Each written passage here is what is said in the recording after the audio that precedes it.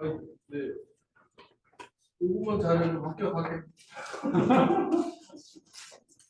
자, 이제 우리가 지금 디지털 서비스 가상화폐 하고 있었죠? 가상화폐. 자, 가상화폐를 하게 되면 좋은 점은 화폐라고 하는 것들을 관리하기 위한 비용이 줄어든다, 그렇죠? 비용 절감할 수 있다.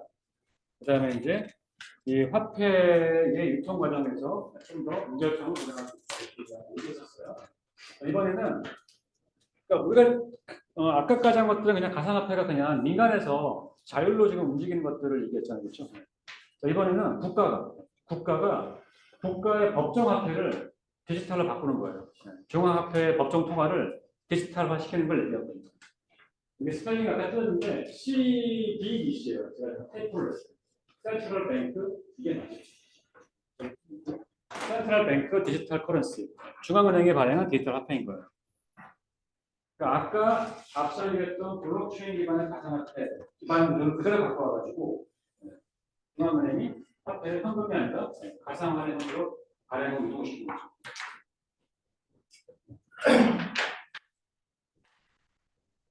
그러니까 개념은 되게 쉽죠. 그래서 화폐 유통 구조가 금융기관한테 중앙은행이 화폐를 발행하고 금융기관 통해서 이제 유통되는 이 구조가 이 CBDC가 되게 되면 아까처럼 금융기관을 통할 수도 있고 금융기관을 안 통하고 핀테크 업체를 통할 수도 있고 아니면 직접 통할 수도 있고 이렇게 여러 개의 화폐 유통 구조가 가능해지게 돼요. 그러다 보니까 이제 우리가 비교를 하게 되죠. 기존에 우리가 알고 있던 민간에서 유통되는 비트코인과 같은 가상화폐하고 중앙은행이 발행하는 이런 가상화폐를 비교했을 때 뭐가 달라지냐? 당연히 다르죠. 발행 주체도 틀릴 거고 발행 규모도 중앙은행 자정에 따라서 정하겠죠. 그리고 당연히 화폐 가치가 얘처럼 등락하는 게 아니라 고정시키죠. 안정화시키죠. 기준은 똑같을 거고 관리 감독을 당연히 중앙은행이 하겠죠. 이렇게 하다 보니까 이제 자금 세탁 가능성에서 얘가 감독을 하다 보니까 다 남자는 보시면 그러니까 뭔가 자금 세탁 같은 것들이 더 어려워지게 되겠죠. CBDC를 하게 되면. 그럼 일단 보게 되니까 뭐예요? 이게 더 투명하게 화폐를 관리할 수 있고 그렇죠? 블록체인 방식 쓰다 보니까 또 관리 비용이 줄고 그런 장점이 있어 보이죠? 또 액면으로 이게 실제 실물 화폐를 발행하는 게 아니니까 발행 비용도 줄겠죠? 여러모로 좋겠네요. 그렇지만 이제 장단점을 비교해 보게 되면 여기 아까 얘기했던 여러 가지 효율성, 비용 절감, 지하방 경제를 문제지 않은 양질을 올리는 것들 그런 좋은 점도 있겠지만 이게 어떻게 보면 중앙은행이 이제 관리를 더 강화시키게 되니까 또 이게 오히려 어떻게 보면 이제 금융기관이 갖고 있던 금융기능들이 조금 이제 이게 약해져가지고 그 사회 금융 기반이 좀 약화될 수가 있어요. 그래서 CBDC를 자금이 대동하면서 시중은행의 수익성이 약화되고 또 금융기관들이 경쟁 구조를 이용해서 이 자원들이 잘 배분됐던 것들이 효율성이 떨어질 수 있죠. 그리고 금융기관의 돈이 안 은행의 돈이 안 모이니까 우리 소비자들은 신용 거래를 하고 싶은데 그걸 할 수 있는 경로가 줄겠죠. 이런 약간 단점들이 있어가지고 지금은 이제 각국에서 시범적으로 한번 지금 사업을 하고 있어요. 이건 좀 봐야 될 것 같아요. 여러분들이 보시기에는 어떨 것 같아요? CBDC가 잘 될 것 같으세요? 아니면 안 될 것 같으세요? 연령 탈 것 같아요. 어른들은 그렇죠. 사용하시기가 너무 어려워. 어른들은 지금 어떻게 쓰고 있어요? 지주통장 쓰시던데요. 좀 나이 한 60대 이상이신 분들이. 근데 결국은 이제 화폐를 쓰는 거는 내가 뭔가 물건을 구매하거나 소비할 때 쓰는 거잖아요, 그렇죠? 근데 지금 이미 신용카드 많이 쓰고 계신 거 아니에요? 한번 쓰세요? 뭐 그분들이 이제 세대가 바뀌게 되면 자연스럽게 되지 않을까요? 당연히 이제 뭐 한동안은 이게 공존하겠죠. 일반 화폐랑 이 CBDC가 약간 공존하는 과도기가 있긴 있겠죠. 네. 근데 저는 이미 지금 우리 대부분의 약간 대부분 사람들은 거의 종이 화폐 안 쓰잖아요. 실물 화폐 안 쓰잖아요. 지갑에 돈 아무것도 없잖아요. 물론 지갑에 한 두 둑하게 있으면 계시겠지만 대부분 다 신용카드밖에 없잖아요. 아니면 신용카드도 없고 시계로 하거나 스마트폰으로 하시니까. 네. 이미 약간 사용하는 방식들은 전자화폐 화폐에 많이 이제 익숙해진 것 같아요. 정말 많으신 분들 현금 쓰시던데. 기록을 안 나요. 그렇죠, 그렇죠, 맞아요. 네. 사업하시는 분들. 검사, 뭐 네. 의사 이런 사람들은 다 현금. 그렇죠. 여기 지하경제, 네. 여러분들은 어때요? 여러분들. 저희는 제로페이. 아니, 그러니까 저렇게인데 여러분들은 이 CBDC가 하게 되면 여러분들은 더 선호하세요? 아니면 아까 안 선호하세요? 선호할 것 같죠? 네. 대세 따르는. 그래서 따르는 거죠. 네. 네. 그래서 자연스럽게 이제 이게 세대가 바뀌면 이걸 더 사용할 수 있는 더 뭐죠? 탄력을 받지 않을까? 네. 그냥 되게 비용을 절감할 수 있잖아요. 그다음에 메타버스인데요. 메타버스. 이 영상 제가 한 번도 안 틀어드렸죠, 이 영상. 네. 이거 영상 못 봐요, 한번? 네. 이게 좀 된 건데 이 영상을 되게 잘 만들었더라고요. 네. 메타버스에 대한 약간 미래를 네. 우리가 이걸 보고 인사이트를 얻을 수 있을 것 같아요. 스피커가.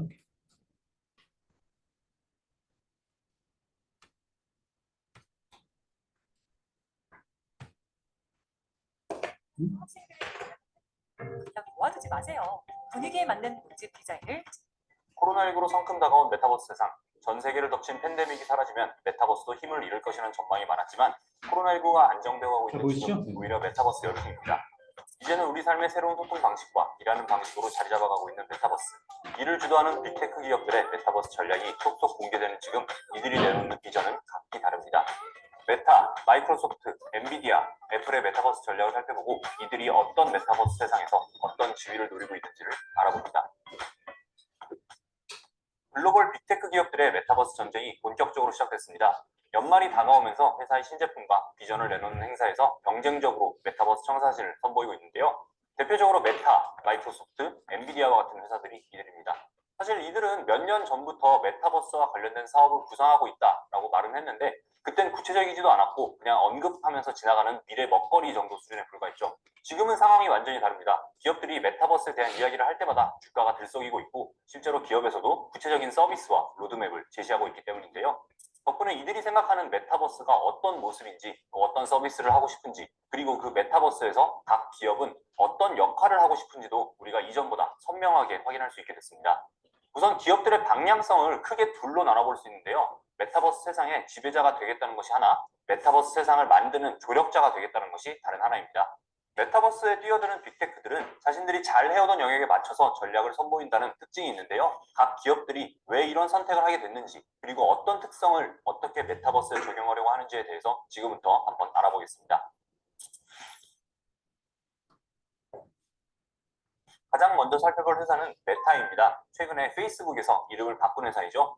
메타가 꿈꾸는 메타버스는 어떤 메타버스일까요? 전 세계 가입자 27억 명의 거대한 소통 플랫폼답게 메타의 메타버스는 거대한 소통과 어울림의 공간입니다. 우리가 흔히 생각하는 메타버스의 모습이죠. 가상세계로 사람들이 이주하고 그곳에서 사람들이 시공간을 초월해 소통하고 또 관계를 맺는 세상입니다. 마크 저커버그 메타 CEO가 우리의 DNA는 사람들을 연결하는 기술을 구축하는 데 있다라고 말한 것처럼 사람들이 소통하고 연결되는 메타버스 세상을 구축하는 데 집중할 것으로 보입니다. 이는 최근에 메타가 속속 공개하고 있는 서비스에서도 엿볼 수 있는데요. 메타버스판 SNS라고 할 수 있는 호라이즌을 시작으로 업무 공간인 호라이즌 워크, 개인 공간인 호라이즌 홈, 광장인 호라이즌 월드까지 공개된 상태입니다. 최근 열린 메타의 행사, 커넥트 컨퍼런스에서 공개한 메타의 메타버스 영상을 보면 저커버그가 아바타로 변신해서 이 아바타로 다른 아바타들과 카드놀이를 하는 장면이 나옵니다. 지구도 아닌 우주를 배경으로 하는데요. 테이블에 앉은 구성원들을 보면 사람을 닮은 아바타도 있고 아예 현실에서는 누구인지 가늠이 안 가는 로봇도 있고 완전 실제 사람과 똑같이 생긴 아바타까지 한자리에 모여서 카드놀이를 하고 있습니다. 메타의 메타버스가 시 공간을 극복한 소통이 장인하는 것을 어필하는 장면인 것 같습니다. 그런데 메타의 비전은 호라이즌을 통해 잘 만들어진 메타버스 세상을 구축하는 것에 머무르지가 않습니다. 메타버스와 관련된 모든 것을 하나부터 열까지 엔드 투 엔드로 다 가지고 가겠다는 구상입니다. 그래서 메타가 투자하는 것이 디바이스입니다. 메타버스 서비스를 이용하기 위한, 메타버스에 접속하기 위한 게이트웨이, 즉 관문 역할을 하는 기기들이죠. 이전에 설명드린 것처럼 이 전략의 중심에는 2014년 인수한 VR 기기 전문회사 오큘러스가 있는데요. 이미 메타는 지난해 내놓은 오큘러스 퀘스트 2를 통해 메타버스 디바이스 시장에 돌풍을 일으키고 있습니다. 올해 판매량만 1000만 대에 근접했고 VR 기기 시장 점유율이 75%를 넘어섰습니다. 이외에도 메타는 리얼리티 랩이라는 조직을 만들어서 VR, AR 관련 인력을 모두 통합해 다른 디바이스 개발에도 나서고 있는데요. 이건 역시 소개해드린 적이 있죠. 바로 근육 감지 팔찌입니다. 사람의 근육과 뇌를 오가는 전기 신호를 감지하는 장치인데요. 지금은 오큘러스 퀘스트2를 착용한 뒤에 가상세계 안에서 뭔가를 조작하려면 리모컨과 같은 입력 장치가 필요한데요. 이 팔찌가 완성되면 그냥 현실 세계에서의 움직임을 바로 가상세계에 반영할 수 있게 됩니다. 우리 몸 전체가 가상세계의 입력 장치가 되는 셈이죠. 몰입감이 지금보다 훨씬 높아질 것 같습니다. 이를 위해서 메타가 오프라인 상점까지 열 계획이라는 뉴욕타임스의 보도도 있었는데요. 이용자들을 메타버스 세상으로 끌어들일 하드웨어 플랫폼 확장을 위해 안간힘을 쓰고 있는 것 같습니다. 하지만 디바이스만 있다고 해서 메타버스 세상을 장악할 수는 없죠. 오큘러스 퀘스트2 같은 가성비 좋은 제품이 수천만 대 팔린다고 해도 디바이스 위에서 사람들이 즐길 플랫폼을 제대로 구축하지 못하면 그냥 메타버스 세상으로 향하는 관문 역할에 그칠 수도 있기 때문이죠. 그래서 메타는 이 플랫폼까지 구축하고 있습니다. 대표적인 것이 오큘러스 VR 기기에서 즐길 수 있는 각종 콘텐츠를 모아 판매하는 오큘러스 퀘스트 스토어입니다. 지금은 1000개가량의 콘텐츠가 준비되어 있다고 하는데요. 외부 협력을 통해서 끊임없이 콘텐츠를 추가하는 상황입니다. 여기에 이 스토어에서 두각을 드러내는 업체는 메타가 직접 인수를 하기도 하는데요. 대표적인 것이 오큘러스 퀘스트2의 최고 인기 게임인 비트세이버의 제작사인 하이퍼볼릭 마그네티즘, VR 피트니스 앱인 슈퍼내추럴 제작사인 위딘입니다. 메타버스의 주요 콘텐츠가 될 서비스들을 내재화하려는 움직임이죠. 메타의 전략을 보고 있으면 모바일 시대의 애플과 같다는 생각이 드는데요. 아이폰이라는 디바이스와 아이튠즈, 앱스토어라는 플랫폼을 앞세워서 모든 것을 장악한 전략 말이죠. 자연스럽게 디바이스부터 플랫폼, 그리고 그 위에 쌓일 콘텐츠까지 모두 손아귀에 장악한다면 저커버거의 꿈대로 메타버스의 지배자가 될 수 있을지도 모르겠습니다. 제가 메타의 전략을 이야기하면서 잠깐 애플 얘기를 드렸는데요. 애플 역시 메타버스 세상을 앞두고 비슷한 전략을 구사하는 것으로 보입니다. 하지만 애플은 지금까지는 디바이스 외에는 별다른 움직임을 보이고 있지는 않습니다. 아마도 올해 말, 이제는 내년으로 예상하시는 분들이 많긴 한데요. AR 글래스 출시가 임박했다는 보도가 많이 있습니다. 이 기기가 마치 스마트폰 시대의 아이폰처럼 게임 체인저가 될 것이라는 기대도 많이 있죠. 또 다른 디바이스로는 메타의 근육 감지 팔찌와 비슷한 스마트 링이 있습니다. 이는 애플의 특허 출원으로 알려진 디바이스인데요. 모양 그대로 손가락에 반지를 착용하면 이 반지가 이용자의 움직임을 읽어서 메타버스 세상에 반영하는 방식이 될 전망입니다. 메타버스에 집중하고 있는 또 다른 기업이 있죠. 바로 마이크로소프트입니다. 하지만 마이크로소프트의 메타버스는 메타의 메타버스와는 좀 큰 차이점이 있는데요. 바로 MS는 업무의 메타버스화에 집중한다는 것입니다. 메타버스 세상 전체를 장악하는 것이 아니라 수많은 메타버스 중에서 업무용 메타버스 중에서는 최고가 되겠다, 이런 전략인데요. 저커버그의 표현을 빌리자면 이건 메타와 MS의 DNA 차이 아닐까 싶습니다. 윈도우즈를 시작으로 엑셀, 파워포인트, 워드와 같은 업무용 프로그램을 전문적으로 다뤄온 MS답게 메타버스 역시 이런 관점에서 접근하는 것 같고요. 실제로 사티아 나델라 MS CEO는 최근 행사에서 메타버스 비전을 발표하면서 모든 조직은 디지털과 물리적 공간을 통합하는 새로운 디지털 협업 구조를 필요로 한다, 이렇게 말했는데요. 메타버스와 코로나19의 영향으로 등장한 새로운 근무 체계인 원격 근무를 안착시키고 이를 통해서 생산성을 향상할 수 있는 수단이라고도 설명을 했습니다. 전체 이용자들의 생활을 장악하지 않더라도 삶의 많은 부분을 차지하는 업무의 메타버스만 장악해도 회사의 미래를 담보할 수 있다는 계산인 것 같습니다.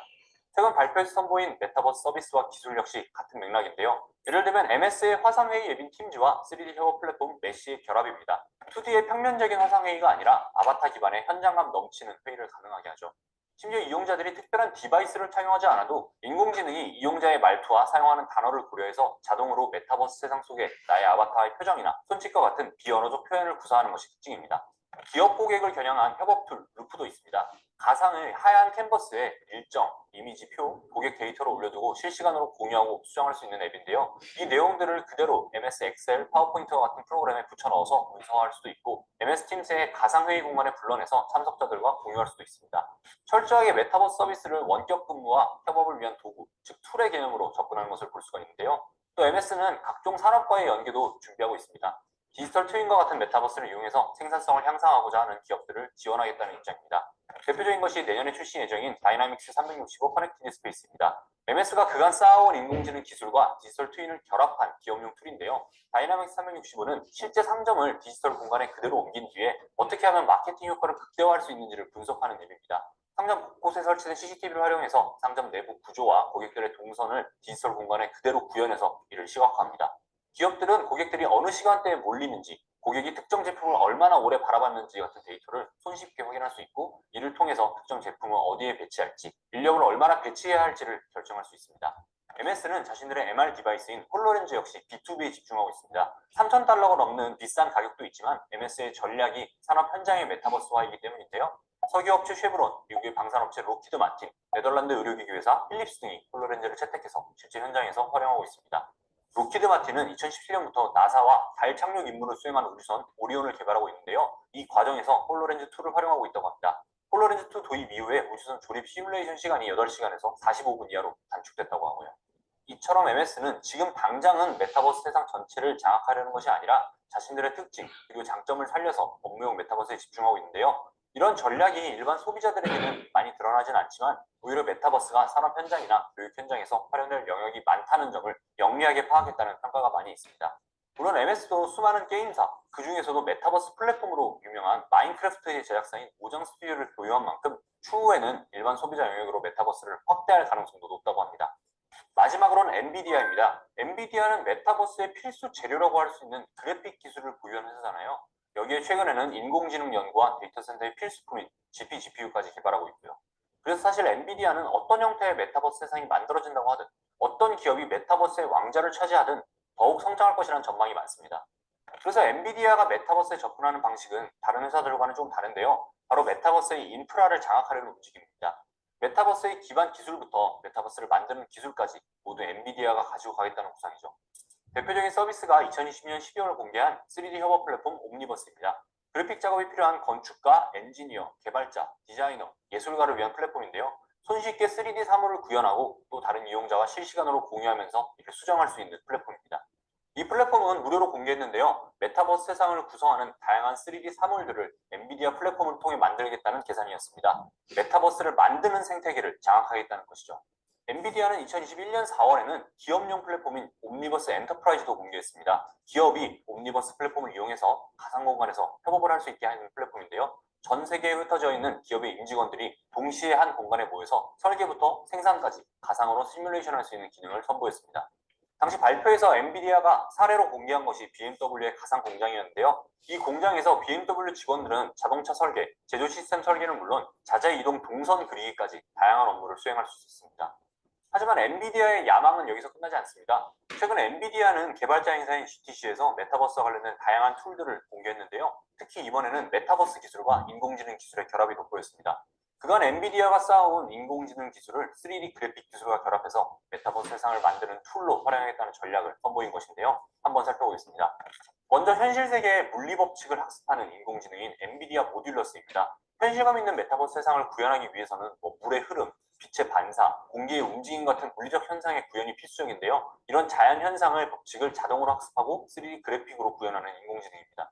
또 메타버스 세상의 필수 요소 중 하나인 아바타와 관련된 기능도 여러 선보였습니다. 엔비디아가 공개한 아바타 제작 기능의 이름은 토이미인데요. 단어 그대로 장난감 인형과 같은 형태의 아바타를 만들어주는 기능입니다.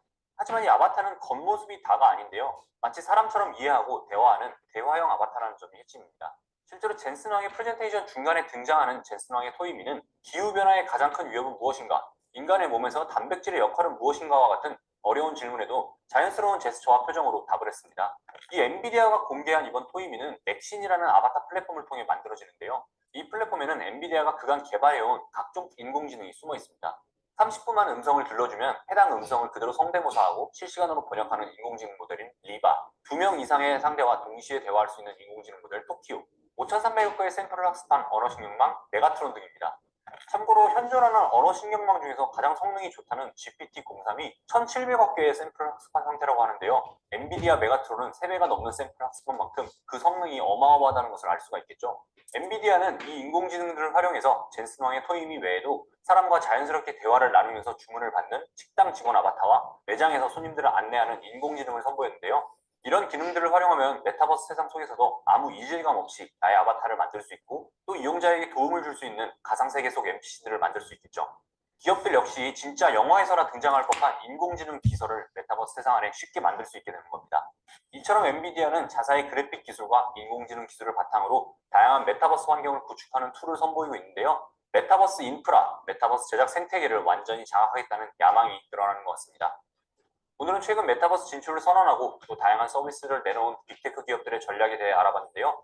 모두가 메타버스를 외치고 있지만 각자의 전문 분야 혹은 상황에 따라서 다른 전략을 구사하고 있다는 것을 알 수 있었습니다. 누가 메타버스를 장악할지 혹은 메타버스 세상이라는 것이 특정 기업이 장악할 수 있는지는 아직 지켜봐야 하겠지만 우리 주변에 익숙한 기업들이 메타버스에서 어떤 식으로 행동하게 될지 그리고 이 전략이 메타버스 세상에서 작동하는지를 지켜보는 것도 재미있을 것 같습니다.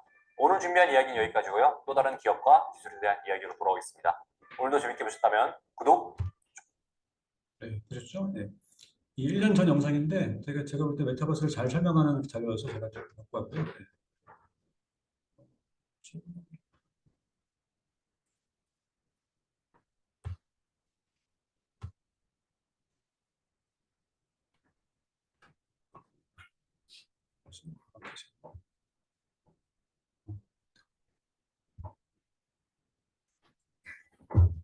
자, 메타버스의 각 생태계가 좀 더 선명하게 보이죠? 그렇죠? 네. 메타버스 전체를 장악하겠다? 메타버스 시장의 조력자가 되겠다. 그렇죠? 네. 누가 이거 NS, 메타, 애플, 엔비디아 누가 더 돈을 많이 벌 것 같아요? 엔비디아요? 그렇죠. 엔비디아가 많이 벌 것 같지 않아요? 그렇죠. 네. 대단한 것 같아요. 어쨌든 메타버스는 시점이 문제지만 꼭 다가올 미래예요. 그렇죠? 네. 이건 변하지 않는 사실인 것 같아요. 자, 그러면 이제 메타버스에서 영상으로만 끝날 텐데, 자, 메타버스를 우리는 어떻게 이해를 해야 될까요? 메타버스를. 단순하게 기술로 이해를 해야 될까요? 아니면 뭔가 또 다른 생활 공간이라고 이해해야 될까요? 메타버스 기술로만 접근하는 건 아닌 것 같죠? 네. 메타버스를 서비스로 보는 것도 조금 너무 작은 해석 같아요.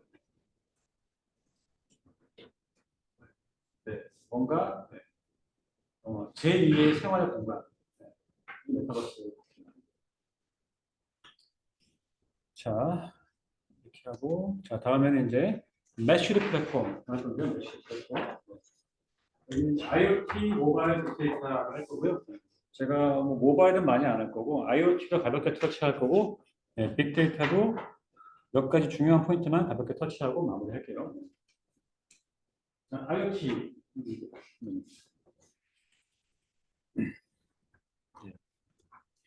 자, IoT라는 말이 나오기 전에, 자, IoT가 뭐냐면, 인터넷 워킹이죠. 사물 인터넷. 그렇죠. 네. 자, 여기 지금 IoT 정의는 나와 있지 않아요? 우리는 IoT의 정의를 어떻게 할 수 있을까요? 아까 우리 1교시 때 배웠던 학습 방법에서 제가 설명드렸던 네, 정의를 만드는 방법 떠올려봤을 때 IoT는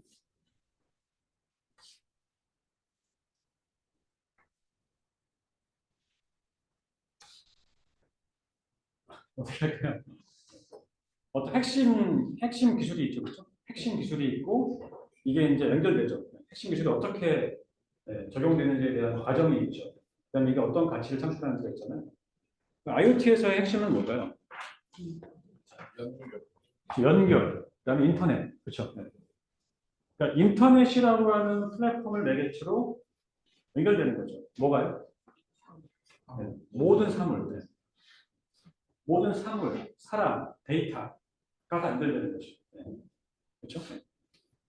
연결돼서 어떤 가치를 제공하는 건가요?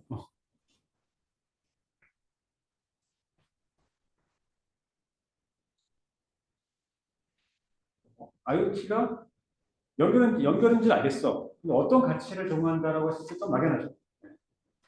데이터 수집? 네. 그렇죠. 연결해서 일단 데이터를 수집하고 그 다음에 분석할 거고, 네. 그 다음에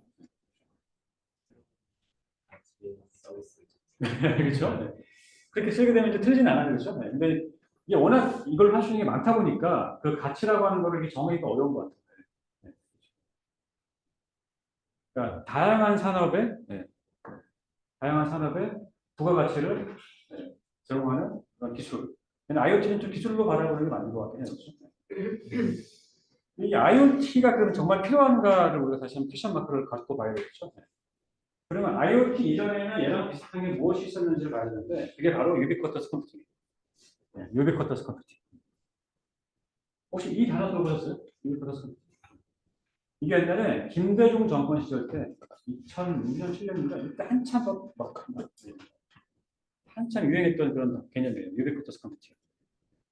이게 유비쿼터스 컴퓨팅 정의예요. 장소, 시간 구애받지 않고 생활 속에서 자연스럽고 편리하게 컴퓨터를 사용할 수 있는 컴퓨터. 이게 유비쿼터스 컴퓨팅의 정의거든요. 그럼 IoT는 어때요? IoT도 마찬가지죠. 다 인터넷에 연결되어 있으니까 내가 언제 어디서나 IoT 기반 서비스를 이용할 수 있는 거죠. 그러면 유비쿼터스 컴퓨팅과 IoT랑 차이는 뭘까요?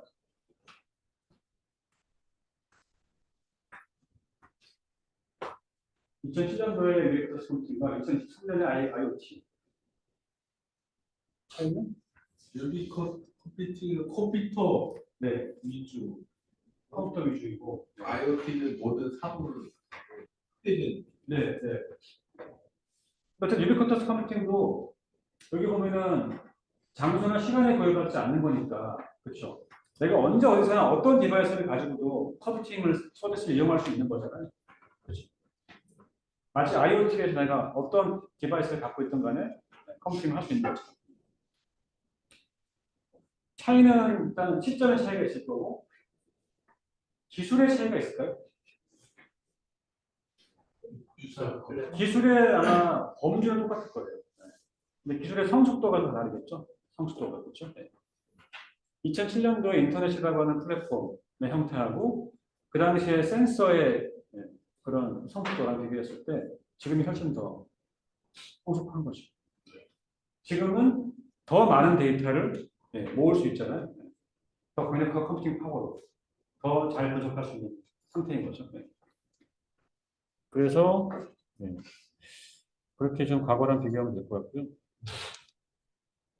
그다음에 특징이 이건 지금 제가 IoT를 갖고 온 게 2007년도에서 발표했던 유비쿼터스 컴퓨팅의 개념과 그런 특징들을 제가 들어가고 있는 거예요. 그래서 끊임없는 연결, 사용자 중심 인터페이스, 지능형 컴퓨팅이 탑재된 사물, 그다음에 상황 인지. 지금과 데이터 똑같죠. 그렇죠? 그리고 계층 분류도 레이어 1의 센싱 계층, 네트워크 계층, 미들웨어, 서비스, 오브젝트, 비주얼 인터페이스 같은 6계층을 분류해요. 지금 IoT에서는 몇 계층을 분류하죠? 지금 4계층으로 분류하고 있죠? 그래서 같은 기술을 지금 다르게 보고 있었던 거다. 그런 거고. 이제 이게 IoT의 계층 구조예요. IoT 계층 구조. 그래서 물리 계층이 있고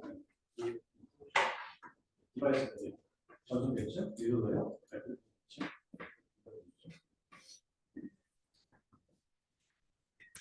그다음에 그렇죠. 그다음에 사물 인터넷의 이제 랜드스케이프 생태계인데요. 이건 제가 7년 전에 생태계 그림을 갖고 온 거예요. 그러면 그 산업군이 많죠. 그러니까 벌티컬하게 이제 이 응용 분야를 보게 되면 개인, 가정, 자동차, 기업, 인더스트리, 그렇죠? 이렇게 분류할 수도 있고 여기는 뭐죠? 플랫폼. 그다음에 여기는 각종 빌딩, 하드웨어, 소프트웨어, 통신, 그다음에 협력사. 여기 나오는 이 각각의 기업들이 다 IoT 생태계에 참여하는 플레이어들이에요. 되게 많죠? 이게 이제 2021년도가 되면서 이게 보이지도 않아요. 지금. 보이지도 않아. IoT 소프트웨어가 제일 많죠. 하드웨어도 많아요. 하드웨어도 많고, 통신도 많고, 서비스도 굳이 많아요. 제가 얘기하고 싶은 거는 많은 산업계 플레이어들이 IoT 시장에 지금 참여하고 있다. 왜냐면 시장이 워낙 크니까. 그렇죠? 네. 자, 그리고 이제 이 중에서도 IoT 플랫폼이 되게 중요하다. 플랫폼. IoT 플랫폼과 IoT의 차이는 뭐죠? IoT에서 IoT 플랫폼의 역할은 우리가 어떻게 설명할 수 있을까요? IoT 플랫폼이란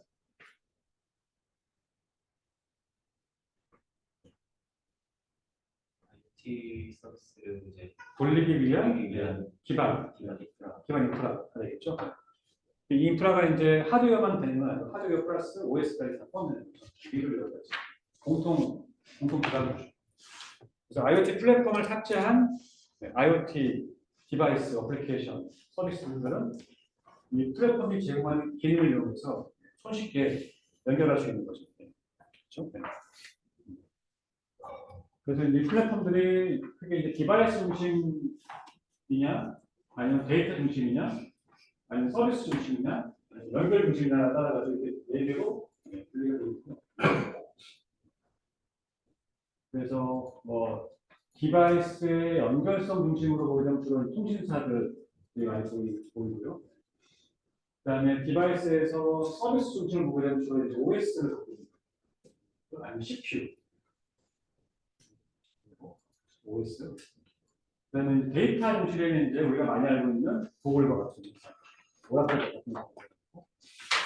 그다음에 데이터는 연결을 하게 되면 우리가 잘 모르겠지만 이런 웹 기반 연결성을 강조하는 그런 표준들, 이런 기반들이, 이런 업체들이 여기 포진하고 있어요. 그래서 플랫폼 시장도 지금 상당히 다변화되어 있다. 네, 이거는 넘어갈게요. 그래서 이제 이거는 IoT 플랫폼 예시예요. 이게 ThingWorks. 이 ThingWorks가 아까 어디 있던 거죠? ThingWorks가 앞에 페이지 보게 되면 네. 그러니까 데이터와 서비스 중심 플랫폼에 위치한 그 플랫폼이죠. 네, ThingWorks. 네. 네. 그리고 이제 그래서 이 ThingWorks라는 IoT 플랫폼을 그 탑재를 하게 되면 이런 공통된 기능들을 내가 제공해줍니다. 연결부터 클라우드, 그다음에 코딩 최소화할 수 있는 뭔가 그 개발할 수 있는 환경, 마켓플레이스, 데이터베이스, 그다음에 머신러닝 기반 예측할 수 있는 기능까지 다 얘가 갖고 있는 거예요. ThingWorks 플랫폼을 탑재하고 있으면 이런 것들을 내가 제공해 주니까 IoT 서비스를 만들기가 쉽겠죠. 그다음에 그리고 이제 IoT의 표준화도 좀 중요한데요. 표준화가 잘 돼야지만 모든 사물들이 다 연결될 수 있겠죠. 그래서 플랫폼 관점의 표준화, 네트워크 관점 표준화, 그다음에 뭐 참전 모델, 응용 기술 표준화 다 되고 있어요. 원 엔트리와 같이 엔드-투-엔드 프로세스에 대한 표준화, 또 여러 지금 표준화 활동들이 많이 활발하게 이루어지고 있다. 이 정도. 시험 문제에는 과거에 뭐가 나왔냐면요. 제 기억으로 프레드하고 월신 두 개를 물어보면 나왔던 것 같아요. 원 엔트리도 시험 문제 나왔었어요. 그래서 한번 기출 문제에서 원 엔트리하고 월신하고 트레이드는 한 번씩 보십시오.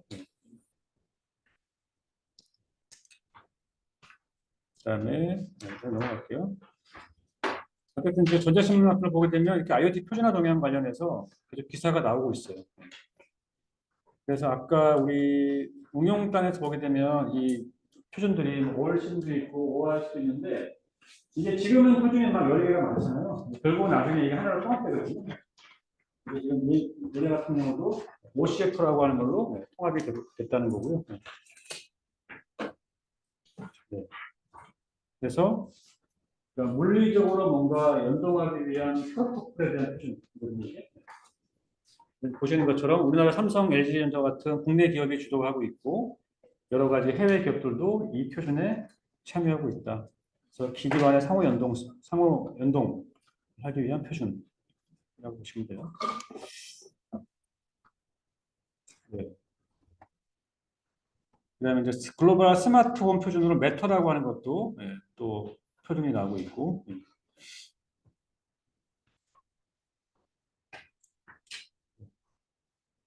그래서 메터라고 하는 거는 이런 것처럼 다양한 스마트 기기와 플랫폼 간 통신 언어, 통신 랭귀지를 통한 홈 IoT 표준.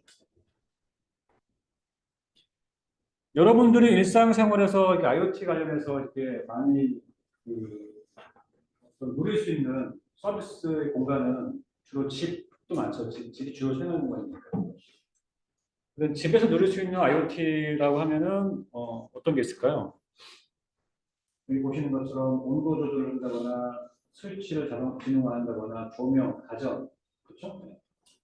네, 모션, 동작을 인식해서 뭔가 가능한다든지 이런 것들이 가정에서 많이 일어나고 있잖아요. 그리고 집안의 홈 안에는 여러 가지 가전들이 있잖아요, 그렇죠? 그러니까 백색 가전도 있고, 그다음에 오디오 비디오 가전도 있고, 그렇죠? 그다음 컴퓨터도 있고, 되게 많죠. 이것들이 따로따로 노는 게 아니라 이런 메타라는 표준을 이용해서 연결돼야 되죠. 연결돼야지만 이게 전체가 하나의 그냥 통합 서비스로서 돌아갈 거잖아요. 그런 거를 이제 만들어내기 위한 표준들이 일단 이게 메타가 대표적인 홈 IoT 표준이다.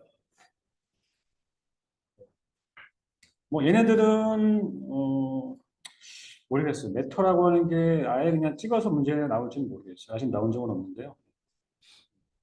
어쨌든 이런 게 있다. 키워드. 네, 키워드. 네. 그다음에 이제 IoT 프로토콜의 그 발전 방향인데요. 이게 기존 인터넷이에요. 이게 이제 IoT예요. 일단 차이가 있죠. 인터넷이 크죠. 얘는 작죠. 왜냐하면 IoT 디바이스들은 상당히 다양하잖아요. 되게 다양해요. 그리고 IoT 디바이스 하게 되면 떠오르는 그런 이미지가 뭔가요? 특징이 되게 소형이죠, 그렇죠?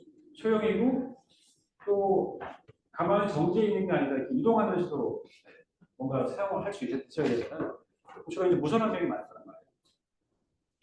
그러니까 아무래도 좀 가벼워야겠죠. IoT 자체가. 그래서 이 프로토콜 자체도 기존의 HTTP, XML 기반 이 프로토콜들은 되게 무거워요. 이게 이제 IoT가 되게 되면 이렇게 가벼워집니다. 그래서 전송 대체형 프로토콜도 TCP와 같은 무거운 게 아니라 UDP가 가벼워지고 심플해지는 거죠. 그리고 TLS 같은 암호화도 DTLS로 가벼워지는 거죠. 그 다음에 HTTP는 이제 COAP로 바뀌어요. 그 다음에 XM이라고 하는 것처럼 어떤 데이터를 이렇게 구조화시키는 포맷도 OJS라는 식으로 가벼워지는 거죠. 그런 방식. 이렇게 경량화를 지향하고 있다.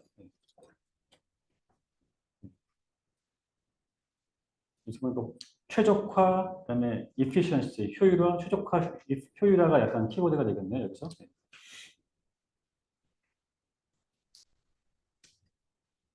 그다음에 뭐 지능형 IoT는 결국 IoT라고 하는 서비스를 이용할 때 이 사물의 지능이 탑재되는 거죠. 그래서 이 지능화 방식은 두 가지예요. 사물 자체에 지능이 들어갈 수도 있고요. 사물 자체에 지능 엔진이 있는 게 아니라 클라우드에 지능 엔진이 있는 거예요. 사물은 그냥 데이터를 수집하는 거예요. 두 개를 분리할 수 있어요.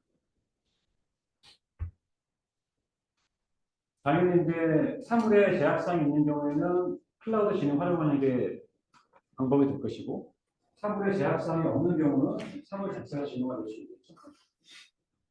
이렇게 두 개를 범주로 보게 됩니다. 여러분들 집에 있는 뭐죠? 그 인공지능 스피커? 걔는 어떻게 될까요? 인공지능 스피커는 얘는 지능이 어디에 있을까요? 사물이요? 사물. 사물에 있을 수도 있고 클라우드에 있을 수도 있겠죠.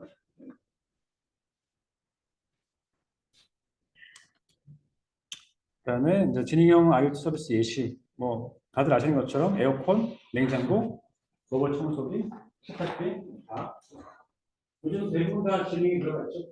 그렇죠? 이렇게 예시를 듣고, 그다음에 산업별로 IoT 서비스 주요 기능, 구형 기능. 보는 것처럼 지금 모든 산업에 다 IoT 서비스가 들어갈 수 있는 거예요. 그렇죠? 헬스, 제조, 집, 교육, 금융, 그다음에 교통, 그다음에 시설 관리, 물류 이런 것에 다 IoT가 들어갈 수 있다. 그다음에 모바일 플랫폼 쪽은요. 이거는 좀 가볍게 넘어갈게요, 그냥. 자, 모바일 플랫폼은 네, 여러분들 중에서 스마트폰 세대 아니신 분이 계세요? 몇 분 계시죠? 네. 이게 전화기, 그러니까 모바일 휴대폰의 약간 그 발전사인데요. 네. 스마트폰이 나온 건 2007년도니까 그 전에는 스마트폰이 없었잖아요. 그냥 각자 제조사가 갖고 있는 자체 인베디드 OS 기반으로 휴대폰을 썼거든요. 네. 이것처럼 아까 범용하는 플랫폼이 아니었어요. 그냥 독자적인 플랫폼을 썼었죠. 네. 지금은 이제 애플과 구글을 중심으로 플랫폼이 좀 표준화가 된 상태고, 그다음에 OHA 오픈 핸드스 얼라이언스라고 해가지고 2010년도에 이게 구글이 주도했어요. 구글이 주도해가지고 각종 제조사, 통일사가 참여해서 이런 연합체를 만들었고요. 여기서 이제 연합체가 만든 그 결과물이 바로 안드로이드라고 있어요. 애플에 대항하기 위해서 OHA가 결정됐고, 여기서 애플 iOS에 대항하는 안드로이드 OS가 나옵니다. 그리고 안드로이드 OS가 나왔고, 지금 안드로이드 OS는 버전이 몇 가지 나왔나요? 지금요? 14까지 나왔죠? 네. 그래서 많이 발전하고 있다. 그래서 중간에 보게 되면 뭐 NFC도 지원하기 시작했고, VR도 지원했고, 그다음에 머신러닝도 들어갔고, 그렇죠? 네. 그래서 기능이 확대되고 있다. 이 버전을 물어보는 문제는 안 나와요. 네. 네. 이것도 넘어가시고요. 네. 그다음에 안드로이드, 근데 이상하게 기숙사 시험 문제에는 안드로이드는 문제가 나왔어요. 애플은 안 나와요. 왜 그런가요? 보다는 네. 애플 자기 회사만에 네. 뭐 안드로이드 문제 공개돼. 그렇죠. iOS는 폐쇄 OS죠, 그렇죠? 네. 안드로이드는 오픈 소스잖아요. 오픈 소스 문제는 예전에 안드로이드 아키텍처가 문제 나왔어요. 안드로이드 OS는 기본적으로 리눅스 커널을 쓰고 있고, 리눅스 커널을 쓰고 있고, 그 위에 런타임이 올라가 있고, 라이브러리, 어플리케이션 프레임워크, 어플리케이션 이렇게.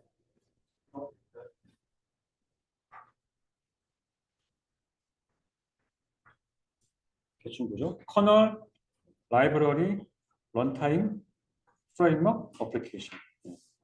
이렇게 4.5개층을 갖고 있다. 런타임은 지금 라이브러리 포함되어 있죠.